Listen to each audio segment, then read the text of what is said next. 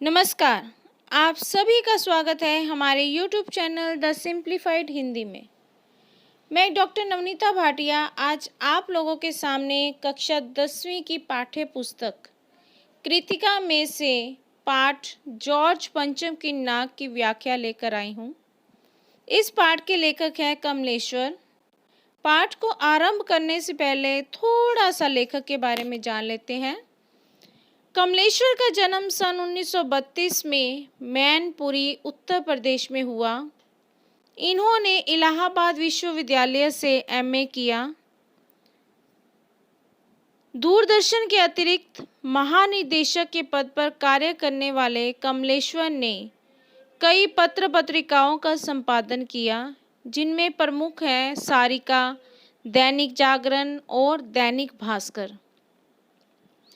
भारत सरकार ने इन्हें पद्म भूषण से सम्मानित किया और 27 जनवरी 2007 को इनको दिल का दौरा पड़ा और इनका निधन हो गया।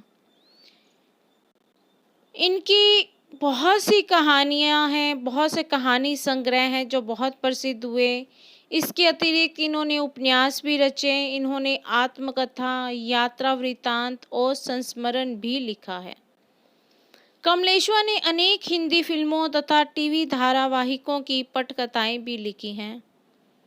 इनकी रचनाओं में तेजी से बदलते समाज का बहुत ही मार्मिक और संवेदनशील चित्रण है। आज की महानगरीय सभ्यता में मनुष्य के अकेलेपन हो जाने की व्यथा को भी इन्होंने बाखूबी समझा और उसे व्यक्त किया। ये जो कहानी जॉर्ज पंचम की नाक है, इसमें भारतीय सरकार की मानसिकता का वर्णन किया गया है। ये एक व्यंग्य प्रधान कहानी है। लेखक ने कहा है कि हम जिनके गुलाम वर्षों तक जिनके गुलाम रहे, आज भी उनकी बात आने पर हम लोग उनकी गुलामी करने पर मजबूर हो जाते हैं, क्योंकि हमारी मानसिकता जो है वो परतंत्रता की बनी हुई है। इस कहानी में बताया गया है कि ब्रिटेन की जो रानी थी, रानी एलिजाबेथ के भारत आने पर सभी लोग अपना काम काज छोड़ के उसके आगमन की तैयारी और स्वागत के लिए तैयार हो गए और जॉर्ज पंचम की टूटी नाक लगाने के लिए अपनी नाक कटाने को भी तत्पर दिखाई दिए। इस प्रकार ये एक व्यंग्य प्रधान कहानी है। कहानी के आरंभ में बताया गया है कि ये उस समय की बात है जब रानी एलिजाबेथ द्वितीय में अपने पति के हिंदुस्तान पधारने वाली थी। अखबारों में उनकी चर्चा हो रही थी। रोज लंदन के अखबारों से खबरें आ रही थी कि शाही दौरे के लिए कैसी कैसी तैयारियां हो रही हैं। यानी कि रोज ही अखबारों में ये खबरें छप रही थी कि शाही दौरे पर जब रानी निकलेगी तो उसके लिए क्या क्या तैयारियां हो रही है। और रानी एलिजाबेथ का जो दर्जी था वो बहुत परेशान था कि रानी जब हिंदुस्तान और पाकिस्तान, नेपाल के दौरे पर निकलेगी तो वो क्या पहनेगी। उसके लिए कोई मजाक तो था नहीं। अब बड़ा परेशान था क्योंकि उसको तो उसके कपड़े सिलने थे और उसके पास कुछ भी ये पता नहीं था उसको कि उनकी पसंद क्या है, उनकी नापसंद है क्या है, किस प्रकार के कपड़े वो पहनेगी। इंग्लैंड के अखबारों की कतरनें हिंदुस्तानी अखबारों में दूसरे दिन चिपकी नज़र आती थी। यानी कि जो खबर इंग्लैंड के अखबारों में पहले दिन छपती थी, दूसरे दिन वही खबर जो थी वो हिंदुस्तान के अखबारों में छपी नज़र आती थी कि रानी ने एक ऐसा हल्के नीला सूट बनवाया है जिसका रेशमी कपड़ा हिंदुस्तान से मंगाया गया है और वह सूट करीब 400 पाउंड खर्चा करके बना है। खैर, रानी एलिजाबेथ की जन्मपत्री भी छपी, प्रिंस फिलिप के कारनामे भी छपे और तो और उनके जो नौकर थे, जो बावर्ची थे, जो खानसामे थे, अंगरक्षक थे, उन सब की पूरी जीवनियाँ भी दिखाई देने लगी थी। शहरी शाही महल जो था उसमें रहने और पलने वाले जो कुत्ते थे उनकी तस्वीरें भी अखबारों में छप गई। बड़ी धूमधाम थी, बड़ा ही शोर-शराबा था। कहा जाता है कि शंख इंग्लैंड में बज रहा था और उसकी गूंज जो थी वो हिंदुस्तान में सुनाई दे रही थी। इन खबरों से हिंदुस्तान में सनसनी फैल रही थी। राजधानी में तहलका मचा हुआ था। जो रानी 5,000 रुपये का रेशमी सूट पहनकर पालम के हवाई अड्डे पर उतरेगी, उसके लिए कुछ तो होना चाहिए। कुछ क्या? अरे बहुत कुछ होना चाहिए। जिसके बावर्ची पहले महायुद्ध में जान हथेली पर लेकर लड़ चुके हैं, उनकी शानो शौकत का क्या कहना। और वही रानी दिल्ली आ रही है। नई दिल्ली में ने अपनी तरफ देखा और बेसख्ता मुंह से निकल आया, वह हम आए हमारे घर, खुदा की रहमत। कभी हम उनको, कभी अपने घर को देखते हैं। और देखते ही देखते नई दिल्ली का कायापलट होने लगा। अब यहाँ पर एक शब्द आया है, बावर्ची। बावर्ची कौन होता है? रसोइया। तो कहते कि जिसके बावर्ची यानी कि जो रसोइये हैं, जो वहाँ युद्ध में जान हथेली पर लेकर लड़ चुके हैं, उनकी शानो शौकत ही अलग होगी। और वही रानी दिल्ली आ रही है। तब उस समय दिल्ली ने अपनी तरफ देखा और अचानक ही उनके मुंह से निकल गया, स्वाभाविक था ये निकलना, कि वह आए हमारे घर, खुदा की रहमत। कभी हम उनको, कभी अपने घर को देखते हैं। और अचानक से देखते ही देखते नई दिल्ली का कायापलट होने लगा। यानी कि नई दिल्ली जो थी वो अलग ही रूप में दिखाई देनी शुरू हो गई। और सबसे बड़ी बात तो ये थी कि किसी ने किसी से कुछ नहीं कहा, किसी ने किसी को नहीं देखा, लेकिन जो दिल्ली की सड़कें थी वो साफ होने लगी। उनके ऊपर जो बुढ़ापे की धूल जमी हुई थी वो पूरी तरह से साफ हो गई। यानी कि सड़कों को पूरी तरह से साफ कर दिया गया, उन्हें पूरा सजा दिया गया। इमारतों ने नाजनीनों की तरह श्रृंगार किया। यानी कि जो कोमल अंगों वाली औरतें होती हैं और कोमल स्वभाव वाली औरतें होती हैं, ऐसे प्रकार से, और वो श्रृंगार करती हुई अलग दिखाई देती हैं, उसी प्रकार से इमारतों को भी सजाया गया। लेकिन इन सब में तो एक बहुत बड़ी मुश्किल जो थी वो सामने आई। वो क्या थी? अरे वो मुश्किल थी कि जॉर्ज पंचम की नाक। दिल्ली में सब कुछ था, सब कुछ हो गया था, सब कुछ हो रहा था और कुछ बहुत कुछ नया होने की भी उम्मीद थी। पर जॉर्ज पंचम की नाक तो सबसे बड़ी मुसीबत थी, क्योंकि दिल्ली में सब कुछ था, सिर्फ एक जॉर्ज पंचम की मूर्ति के ऊपर नाक नहीं थी। अब इस नाक की भी एक बहुत बड़ी लंबी दास्तान है, बहुत लंबी बात है। इस नाक के लिए बड़े तहलके मचे थे कि किसी वक्त आंदोलन हुए थे, राजनीतिक पार्टियों ने प्रस्ताव किए गए थे, चंदा जमा किया गया था, कुछ नेताओं ने तो भाषण भी दिए, गर्मागर्म बहसें भी हुई, अखबारों में भी छपा। बहस इस बात थी कि जॉर्ज पंचम की नाक रहने दी जाए या हटा दी जाए। और जैसा ही हमेशा राजनीति में होता आया है वैसा ही था। कुछ इसके पक्ष में थे कि नाक जो है वो रहनी चाहिए, और कुछ विपक्ष में थे, और अधिकतर लोग तो ऐसे थे जो बिल्कुल ही खामोश थे। ये आंदोलन चलता रहा। जॉर्ज पंचम की नाक के लिए हथियारबंद पहरेदार तैनात किए गए। क्या मजाल थी कि कोई उनकी नाक तक पहुंच जाए। हिंदुस्तान में तो ऐसी नाकें जो हैं वो जगह जगह खड़ी थी, और जिन तक लोगों के हाथ पहुंच गए उन्हें शानो शौकत के साथ उतारकर अजायब घरों में पहुंचा दिया गया। उसी जमाने में, उसी समय एक हादसा हुआ। हादसा भी अजीबोगरीब कि इंडिया गेट के सामने जो जॉर्ज पंचम की लाट थी उसकी नाक एकाएक अचानक से गायब हो गई। हथियारबंद पहरेदार जो थे वो तो अपनी जगह पर खड़े के खड़े ही रह गए। वो गश्त लगाते रहे और लाट के ऊपर से नाक जो थी वो गायब हो गई। अब मुश्किल कि रानी आए और लाट पर नाक ना हो। एकाएक सबकी परेशानी बढ़ गई। देश के खैरख्वाहों की एक मीटिंग बुलाई गई। अब खैरख्वाह कौन होते हैं? खैरख्वाह होते हैं भलाई चाहने वाले। अब उनकी एक मीटिंग बुलाई गई और जो भी मसला था सबके सामने पेश किया गया कि अब क्या किया जाए। अब यहाँ पर तो सभी सहमत थे कि अगर नाक नहीं है तो इसका मतलब है कि हमारी भी नाक नहीं है, यानी कि हमारा नाक ना होने से हमारी भी नाक कट गई। बड़े मशवरे हुए, उच्च स्तर पर हुए।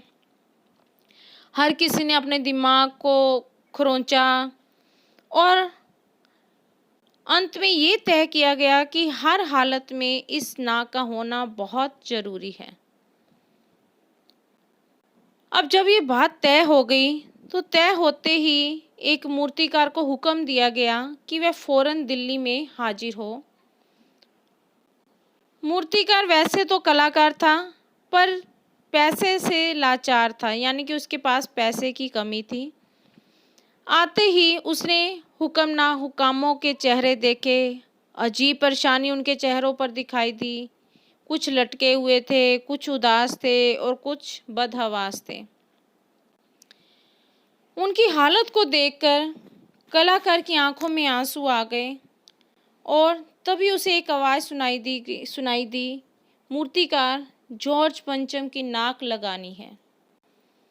मूर्तिकार ने सुना और फटाफट से जवाब दिया कि लग जाएगी नाक, पर मुझे ये तो पता होना चाहिए कि ये लाट कब और कहाँ बनी थी। इस लाट के लिए जो पत्थर का प्रयोग किया गया था वो कहाँ से लाया गया था। अब फिर मुश्किल खड़ी हो गई। किसी को इस बारे में कुछ भी पता नहीं था। अब सब एक दूसरे की तरफ देखने लगे और जैसे आंखों ही आंखों में एक दूसरे को कह रहे हो कि इस बात की जिम्मेदारी तो तुम्हारी है। खैर, मसला जैसे तैसे हल हुआ। एक क्लर्क को फ़ोन किया गया और उसे पूरी छानबीन करने का काम दिया गया। सारी फाइलों को देखा गया, फाइलों के पेट चीरे गए पर कुछ भी पता ना चला। अब क्लर्क लौट कर आया और कमेटी के सामने कांपते हुए उसने कहा कि सर, मेरी खता माफ़ हो, मेरी गुस्ताखी माफ़ हो।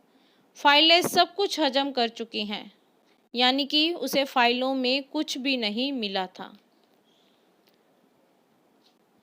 अब जो हुक्कामों थे उनके चेहरों पर उदासी के बादल छा गए। एक खास कमेटी को बनाया गया और उनके जिम्मे ये काम दे दिया गया कि जैसे भी हो इस काम को तो पूरा करना ही है और इस नाक का दारो मदार आप पर है। यानी कि किसी भी कार्य को पूरा करने की जो जिम्मेदारी है या किसी काम को पूरा करने का जो कार्यभार है वो आप लोगों पर है। खैर, मूर्तिकार को फिर से बुलाया गया। उसने आया, बात सुनी और उसने मसले को हल किया। वह बोला कि पत्थर की किस्म का ठीक पता नहीं चला तो कोई बात नहीं, परेशान मत हो। मैं हिंदुस्तान के हर एक पहाड़ पर जाऊंगा और ऐसा ही पत्थर खोज कर लाऊंगा। उसकी बात को सुनकर कमेटी के जितने भी सदस्य थे सबकी जान में जान आ गई। जो सभापति थे उन्होंने चलते चलते बहुत ही गर्व से कहा, ऐसी क्या चीज़ है जो हिंदुस्तान में मिलती नहीं। हर चीज़ इस देश के गर्भ में छिपी है, ज़रूरत तो सिर्फ खोज करने की है और खोज करने के लिए मेहनत करनी होगी। इस मेहनत का फल हमें मिलेगा, आने वाला ज़माना खुशहाल होगा। उन्होंने एक छोटा सा ये भाषण दिया था जो कि फ़ौरन ही अखबारों में छप गया। मूर्तिकार पत्थर की खोज में पहाड़ी प्रदेशों और पत्थर की खानों के दौरे पर निकला। बहुत दिन भटका और हताश होकर वापस लौट पड़ा। उसके चेहरे पर भी लानत बरस रही थी। फिर उसने सिर लटकाकर जवाब दिया कि हिंदुस्तान का चप्पा चप्पा उसने खोज डाला, परंतु इस किस्म का पत्थर कहीं नहीं मिला। ये पत्थर तो विदेशी है। तब सभापति ने तैश में आकर, यानी कि बहुत गुस्से में आकर कहा, लानत है आपकी अकल पर। विदेशों की सारी चीज़ें हम अपना चुके हैं, दिल दिमाग, हमारे तौर तरीके, रहन सहन। जब हिंदुस्तान में बाल डांस तक मिल जाता है तो पत्थर क्यों नहीं मिल सकता। यानी कि जो अंग्रेज हैं उनके सारे तौर तरीके हमने अपना लिए, सारे रहन सहन हमने अपना लिए, यहाँ तक कि डांस तक हमने अपना लिया, और वो भी हमारे हिंदुस्तान में मिलता है। तो फिर ये पत्थर क्यों नहीं मिल सकता। मूर्तिकार बेचारा चुपचाप खड़ा रहा। अचानक से उसकी आंखों में चमक आई और उसने कहा, एक बात मैं कहना चाहता हूँ, लेकिन इस शर्त पर कहूँगा कि ये बात जो है वो अखबार वालों तक ना पहुँचे। उसकी बात को सुनकर सभापति की आंखों में भी चमक आई। कमरे के सारे दरवाजे बंद करने का हुक्म चपरासी को दिया गया। जब दरवाजे बंद हो गए तब मूर्तिकार ने कहा, देश में अपने नेताओं की मूर्तियां भी लगी हुई हैं। अगर इजाज़त हो और आप लोग ठीक समझे तो जिसकी नाक इस लाट पर ठीक बैठे उसे उतार लिया जाए। यानी कि नेताओं की नाक को उतारा जाए और उसे जॉर्ज पंचम की लाट पर लगा दिया जाए। अब हर कोई एक दूसरे की तरफ देखने लगा। तब सभापति ने धीरे से कहा, लेकिन ये काम बड़ी ही होशियारी से करना। मूर्तिकार फिर देश के दौरे पर निकला, एक जगह से दूसरी जगह पर गया लाट की तलाश में। उसके पास नाक का नाप था। दिल्ली से वह बम्बई पहुंचा। वहां उसने दादा भाई नौरोजी, गोखले, तिलक, शिवाजी, जहांगीर सबकी नाकों को टटोला, सबकी नाकों का नाप लिया। गुजरात भी गया। गांधी जी, सरदार पटेल, विट्ठल भाई पटेल, महादेव देसाई की मूर्तियों, सबकी मूर्तियों को देखा। फिर वहाँ से वो बंगाल की ओर चल पड़ा। वहाँ पर उसने गुरुदेव रविंद्रनाथ, सुभाष चंद्र बोस, राजा राम मोहन राय आदि सभी की नाक को नापा। और वहाँ भी जब काम नहीं बना तो वो बिहार की तरफ चल पड़ा। फिर बिहार से होते हुए वो उत्तर प्रदेश की ओर गया। वहाँ उसने चंद्रशेखर आज़ाद, मोतीलाल नेहरू, मदन मोहन मालवीय की नाकों को नापा। घबराहट के मारे वो मद्रास में भी पहुंचा, सत्यमूर्ति को भी देखा और मैसूर, केरल आदि सभी प्रदेशों का उसने दौरा किया। और दौरा करते हुए वो पंजाब पहुंचा। वहाँ उसने लाला लाजपत राय और भगत सिंह की लाटों को भी देखा। आखिर में फिर वो दिल्ली पहुंचा और उसने कहा कि वह पूरे हिंदुस्तान की परिक्रमा कर रहा है, यानी कि पूरा हिंदुस्तान वो घूम आया है और उसने सभी की मूर्तियों को देख लिया है, सभी की नाकों का नाप लिया, लेकिन जॉर्ज पंचम की इस नाक से सबकी नाक जो है वो बड़ी निकली। यानी कि जो हमारे नेताओं की नाक है वो विदेशी नाक से बड़ी है, ऊंची है।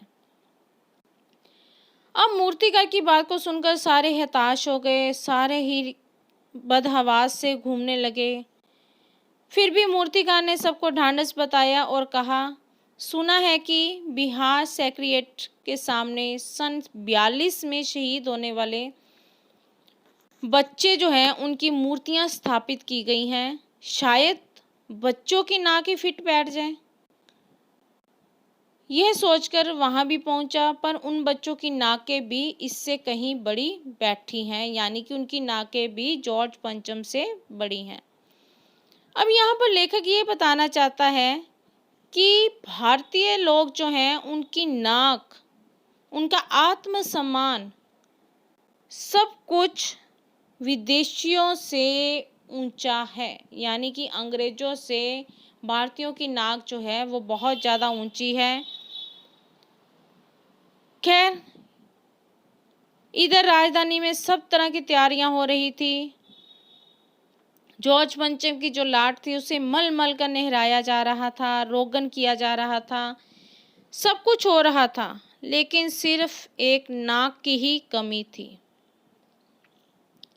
बात फिर बड़े लोगों तक पहुंची, खलबली मची और सब ये सोचने लगे कि अगर जॉर्ज पंचम की नाक ना लग पाई तो फिर रानी का स्वागत करने का क्या मतलब।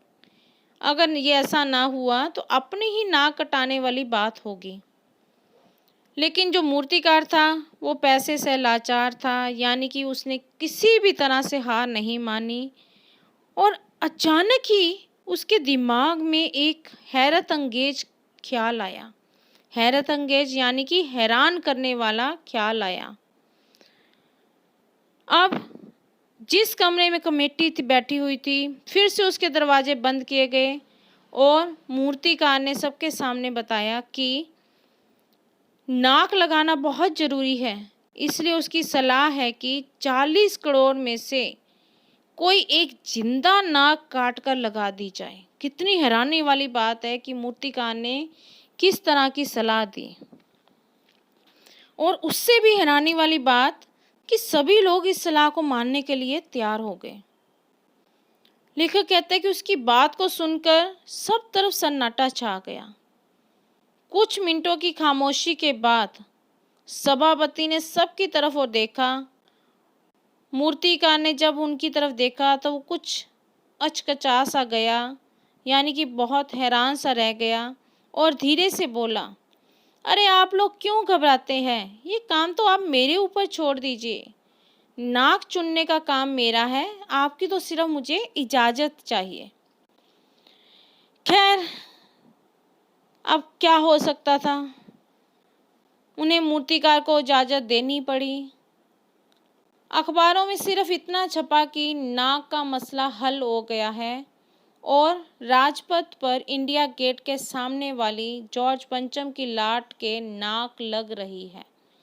यानी कि इससे ज़्यादा कोई भी बात अखबार में नहीं छपी कि नाक को कहाँ से लाया गया, कहाँ से नाक बनी, कैसे बनी, कुछ इस बात को नहीं छापा गया। सिर्फ इतना ही बताया गया कि नाक का मसला हल हो गया और जॉर्ज पंचम की लाट के ऊपर नाक लग रही है। नाक को लगाने से पहले फिर से हथियारबंद पहरेदारों को तैनात किया गया। उसके मूर्ति के आसपास का जो तालाब था उसे सुखाकर साफ किया गया और उसमें ताज़ा पानी डाला गया ताकि जो जिंदा नाक लगाई जानी थी वह सूखने ना पाए। इस बात की खबर जनता को नहीं थी। सब तरफ तैयारियां ही तैयारियां चल रही थी और तैयारियां ऐसी जो कि भीतर ही भीतर चल रही थी, जिसकी खबर किसी तक नहीं पहुंच रही थी। रानी के आने का दिन नज़दीक आता जा रहा था और मूर्तिकार खुद ही अपने बताए गए हल से परेशान हो रहा था, क्योंकि जिंदा नाक को लगाना कोई आसान काम नहीं था। अब जिंदा नाक लगाने के लिए उसने कमेटी वालों से कुछ और मदद मांगी। खैर, उसे वो भी मिल गई, लेकिन उसे एक हिदायत दी गई कि एक खास दिन हर हालत में नाक लग जानी चाहिए, यानी कि जिस दिन रानी दौरे पर आएगी उस दिन नाक होनी चाहिए। खैर, वह दिन भी आ गया। जॉर्ज पंचम की नाक लग गई।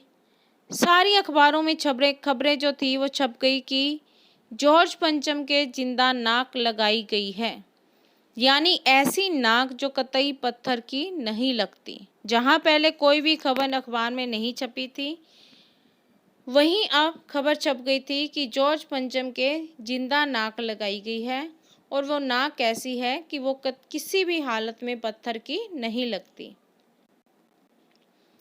लेकिन एक और बात थी जो बहुत गौर करने वाली थी। वो ये थी कि उस दिन देश में किसी के भी उद्घाटन की खबर नहीं छपी, यानी कि अखबारों में किसी उद्घाटन की खबर नहीं छपी। किसी ने किसी प्रकार का कहीं पर भी कोई फीता नहीं काटा था, कोई भी सार्वजनिक सभा नहीं हुई थी, कहीं पर किसी का अभिनंदन नहीं हुआ था, कोई मान पत्र भेंट करने की नौबत नहीं आई थी, ना ही किसी हवाई अड्डे या स्टेशन पर कोई स्वागत समारोह हुआ था, और ना ही किसी का ताज़ा चित्र ही अखबार में छपा था। यानी कि उस दिन कोई भी अलग से बात नहीं छपी थी। उस दिन सब अखबार खाली थे। अब पता नहीं ऐसा क्यों हुआ था। नाक तो सिर्फ एक चाहिए थी, और वह भी बुद्ध के लिए, यानी कि मूर्ति के लिए एक नाक चाहिए थी। और उस दिन अखबारों में कोई भी खबर नहीं छपी थी। उस दिन अखबार जो थे वो पूरी तरह से खाली थे। ऐसा क्यों हुआ? लेखक कहता है इस बात का कुछ नहीं पता कि ऐसा होने का क्या कारण था। तो इस प्रकार इस पाठ में लेखक ने भारतीय लोगों की गुलाम मानसिकता के बारे में बताया है, गुलाम मानसिकता का वर्णन किया है कि देश को आज़ाद हुए तो कई वर्ष हो गए, लेकिन मानसिक रूप से आज भी जो लोग हैं, भारतीय नेता जो हैं, वो आज भी अंग्रेजों के गुलाम हैं। तभी तो एक मूर्ति पर नाक लगाने के लिए इधर उधर मूर्तिकार को भगाया गया, चारों तरफ उसे घुमाया गया। हमारे नेताओं तक की नाक जो थी उसका नाप लिया गया ताकि किसी की नाक फिट हो जाए तो वहाँ पर उसकी नाक को काट कर वहाँ पर लगा दिया जाए। यहाँ तक कि छोटे बच्चों की मूर्तियों को भी नापा गया। लेकिन हमारे देश के नेता और हमारे देश के जो बच्चे हैं जो शहीद हो चुके हैं, वो तो उनकी नाक जो है वो तो बहुत ज़्यादा ऊंची है, यानी कि उनका सम्मान बहुत अधिक है, तो उनकी नाक कैसे वो उसके ऊपर फिट हो सकती थी। तो इसी बात को लेखक ने अपने इस कहानी में उठाया है और उन्होंने इसे व्यंग्य के रूप में लिया है और बहुत ही इसका वर्णन जो है अच्छे तरीके से किया है। तो आशा करती हूँ कि आपको मेरे द्वारा बताई गई जॉर्ज पंचम की नाक पाठ की व्याख्या समझ में आई होगी, इसका सारांश आप लोगों को समझ में आया होगा, क्योंकि मैंने इसे बहुत ही सरल शब्दों में बताया है। अगर ऐसा है तो वीडियो अगर आपको पसंद आई है तो आप लाइक कीजिए मेरी वीडियो को, कमेंट्स कीजिए, बहुत आवश्यक हैं, शेयर कीजिए ताकि दूसरे लोगों तक भी पहुंचे। चैनल को अगर आपने सब्सक्राइब नहीं किया है तो सब्सक्राइब कीजिए और बाकी लोगों से भी करवाइए, और बेल आइकन के बटन को दबाना मत भूलिए ताकि जो मेरे आने वाली वीडियोस हैं वो सबसे पहले आप लोगों के पास पहुंचे। एक बार फिर से एक नई वीडियो लेकर आप लोगों के सामने आऊँगी। तब तक के लिए धन्यवाद।